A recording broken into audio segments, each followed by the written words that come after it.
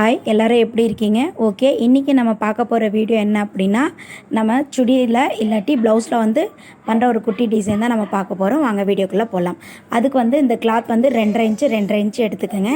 எடுத்துகிட்டு இந்த மாதிரி கிராஸில் ஃபோல்ட் பண்ணிவிட்டு இந்த நம்மளோட பெருவிரல் இருக்கு இல்லையா, அதை வச்சு நம்ம வந்து பண்ண போகிறோம். இந்த மாதிரி மறுபடியும் ஒரு கிராஸ் பண்ணிவிட்டு இப்போது நல்லா கவனிங்க, நம்மளோட பெருவிரல் வந்து சென்டராக இந்த மாதிரி வச்சுட்டு அதை பேஸ் பண்ணி 2 சைடும் மடித்து விடணும். அவ்வளோதாங்க, இதுதான் அதுக்கான ட்ரிக்ஸு.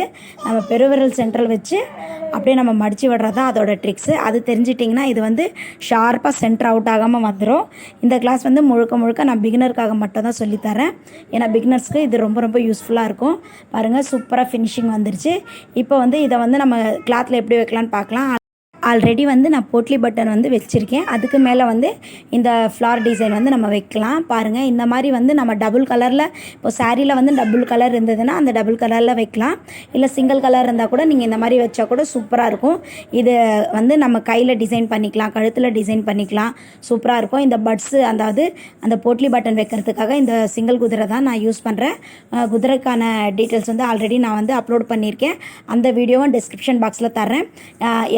என்னென்ன வகை குதிரை இருக்குது, அது எதுக்கெல்லாம் யூஸ் ஆகுதுன்னு சொல்லிட்டு கண்டிப்பாக அது உங்களுக்கு யூஸ்ஃபுல்லாக இருக்கும். அதையும் போய் செக் பண்ணி பாருங்கள். இன்னொன்று நான் இது மாதிரி செஞ்சு காமிச்சிடுறேன், அதையும் நீங்கள் பார்த்துக்குங்க.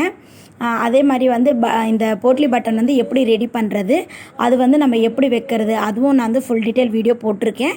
இது எல்லாமே வந்து பிகினர்ஸ்க்கு கண்டிப்பாக யூஸ்ஃபுல்லாக இருக்கும். அந்த வீடியோஸும் நான் டிஸ்கிரிப்ஷன் பாக்ஸில் தரேன், தேவைப்படுறவங்க கண்டிப்பாக செக் பண்ணுங்கள். இப்போ நான் இதுலேயும் நான் வச்சு காட்டுறேன். இந்த போட்லி பட்டன் வச்சிங்க அப்படின்னா இந்த ஒத்த குதிரை நீங்கள் யூஸ் பண்ணால் மட்டும்தான் கரெக்டாக உங்களுக்கு ஃபினிஷிங் வந்து பக்காவாக வரும். இப்போ அதுவும் நான் இதில் ஜாயிண்ட் ஆகிற மாதிரி இந்த ஃப்ளார் வந்து எப்படி வைக்கிறதுன்னு காட்டுறேன்.